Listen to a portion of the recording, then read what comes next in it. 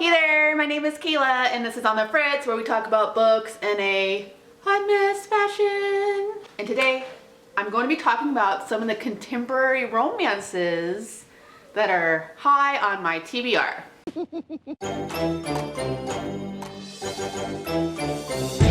Get those chestnuts away from my face. I'm glad I didn't put on lipstick because beer. Okay, so if you don't know about me, I rarely, if hardly ever, read contemporary romance or contemporary anything. I used to read a lot of contemporary romance and contemporary stories in middle school and high school, and then I discovered fantasy and I said, see you later, contemporary. But most, if not all of my friends read contemporary romance a whole lot more than I do. So over the years, I have added a ton or a good amount of contemporary romances to my TBR. And these are the ones that I really do want to read and are high on my TBR and that I will probably gradually get to someday.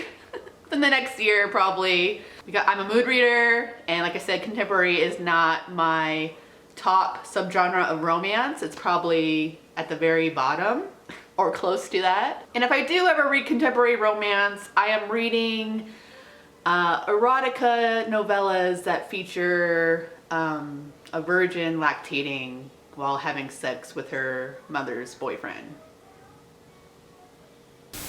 Consider subscribing if you want to see more hot mess from me, and let's get into the books. So these are in no particular order, just FYI. So first up on the list is the Bromance Book Club series by Lyssa K. Adams. So this is a contemporary romance series that features a group of guys who read romance novels to learn more about women, be better boyfriends and partners, and stuff like that. The premise sounds so funny. I think it's a mix of men who enjoy romance as men, and obviously men that don't read romance but are truly reading romance to better their relationships. Most people I've seen really enjoy the first and third book that's out. Most people, except Bree, I believe, do not like the second book, which in a series, it's kind of hard not to like every single book, but that does not have me deterred from reading the entire series that's out so far. Next up is Birthday Girl by Penelope Douglas. I have this on ebook. It was for free for like a day randomly. Don't remember why, but I snagged it so fast. This is a taboo romance between an older man and his son's girlfriend that lives with them for a period of time. I haven't read anything from Penelope Douglas. She is a fan favorite here on RomanceTube. The reason I'm kind of deterred is one, contemporary, and two, a lot of her top recommendations are bully romances, and that is just a subgenre that I just don't want to read about at all. But this one sounds hella good. And it's slow burn, which I'm normally not into, but the fact that it's like a taboo age gap, I think will pair really well with a slow burn romance. Next is the Cloverleigh Farm series by Melanie Harlow. I believe this is an indie romance series that everybody was raving about last summer. I think the final book had just come out. I have the first book of this series on Kindle for free as well.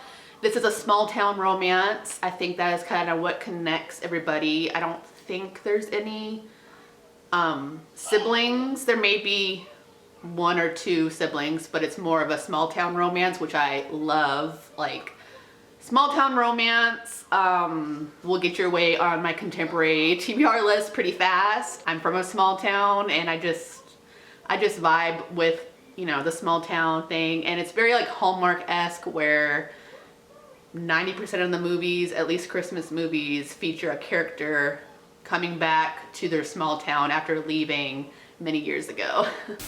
Next we have a Goodreads top list of 2020, and that is Beach Read by Emily Henry. This one is loved by a lot, especially those outside of the romance community. There's been debate about if this truly is a romance or not. I don't know, I haven't read it, but it's on this list. This one's more of a hard-hitting romance between two rivals from college. One writes romance and one writes literary fiction, and they're at a beach and their beach houses are next to each other, and they kind of go on dates and hang out and kind of have inspiration with, like go on inspiration dates, or they might even switch genres for a little bit. I don't know, something like that. But I think there's hard-hitting elements featuring the heroine's father, I think. I'm a fan of hard-hitting elements. I think that's something that if it's incorporated in romance, people are very quick to label it not romance, when I think the only determination of it being romance genre is whether or not it ends in an HEA. Otherwise, up until that HEA, as far as I'm concerned, it can be as dramatic and hard-hitting as you please. Another cult classic here is the Kiss Quotient series by Helen Hoang. I believe there's just the 2 books out, and the 3rd book is maybe coming out in 2021. I'm not sure if it's been postponed any longer.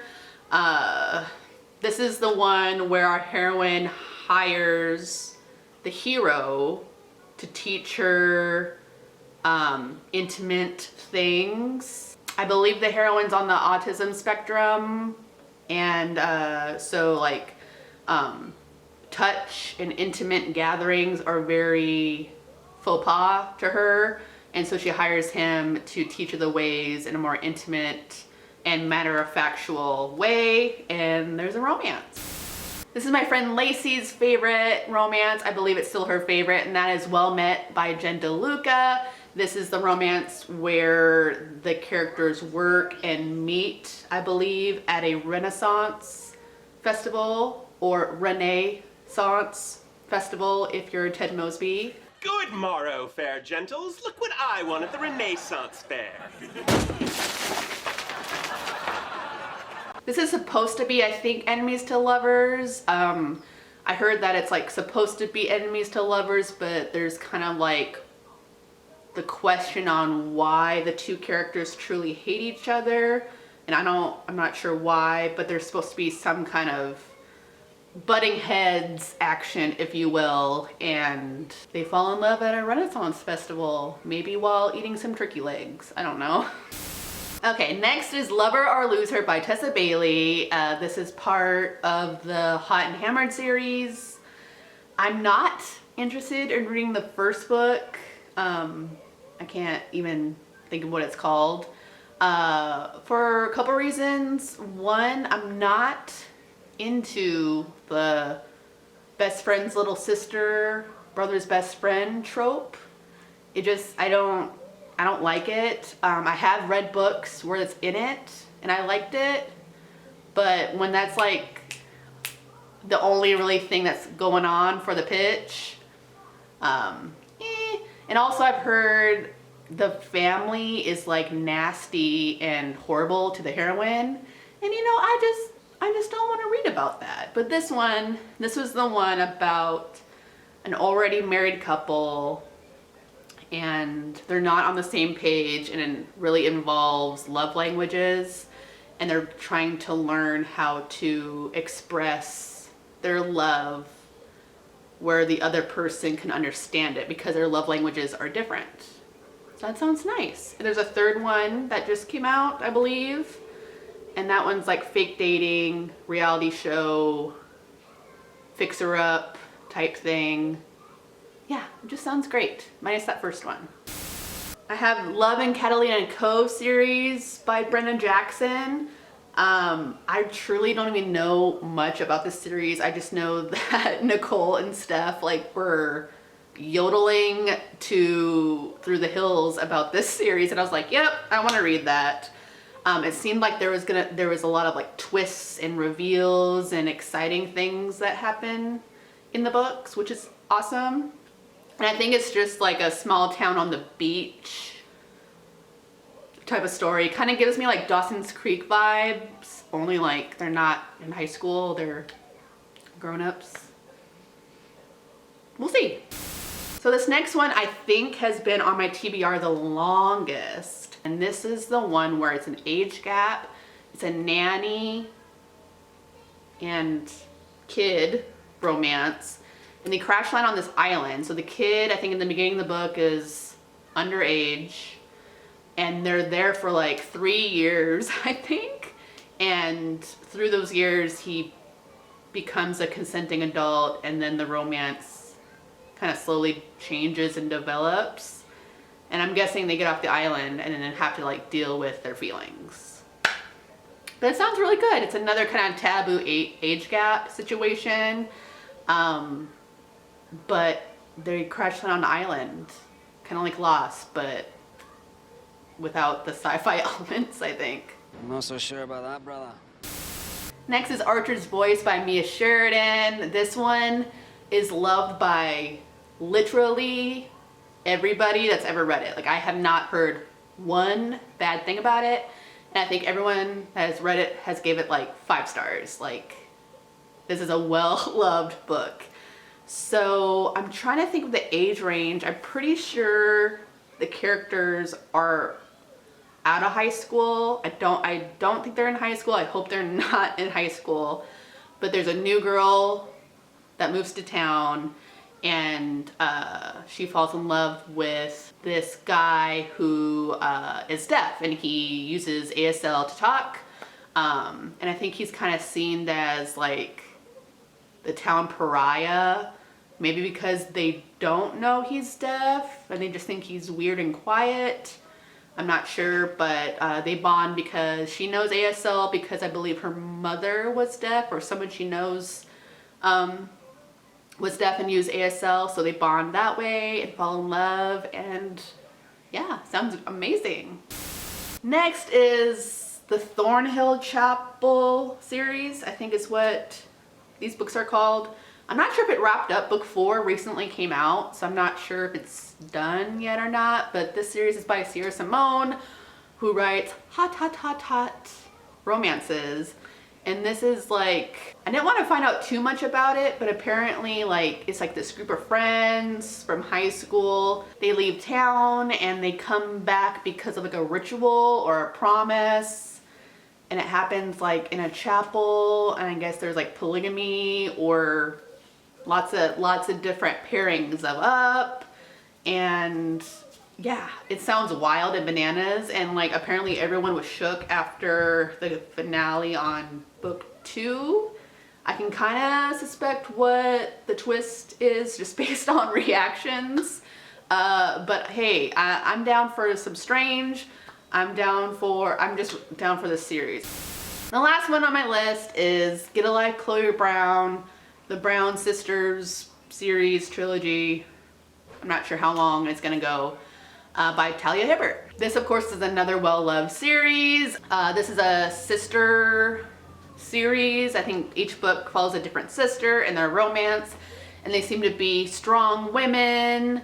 And I think the first book is like a bucket list situation where our heroine has like a close call with death, and she decides to just like live her life because she's been living it pretty shelteredly or very hesitantly. And book 2, I believe, is another sister, and she, like, there's a fire drill or something at work, and she's caught on tape getting carried away by her friend, and it goes like viral, and everyone is like shipping them and wants them to date and stuff. And I'm not sure what the third book is about. Something with music, maybe? I don't think it's out yet, but everyone seems to love them. They seem to get better as each book goes along. And yeah, on my TBR, I want to check it out. I want to read it someday. Okay, so that's my list. So from these that I've talked about, which ones do you think like I should read now? Like, get on my library waiting list right now, or buy that ebook if I don't have it. Like, what books do you think I need to prioritize? I'm just interested to see like which ones you think I would gravitate towards. I like books that, like, especially with contemporary, that just like suck you in and that you could easily read all in one sitting. So whichever ones of these you think fits that description, let me know down below. All right, that's all I have for today. Thank you so much for watching, and I'll see you next time. Bye.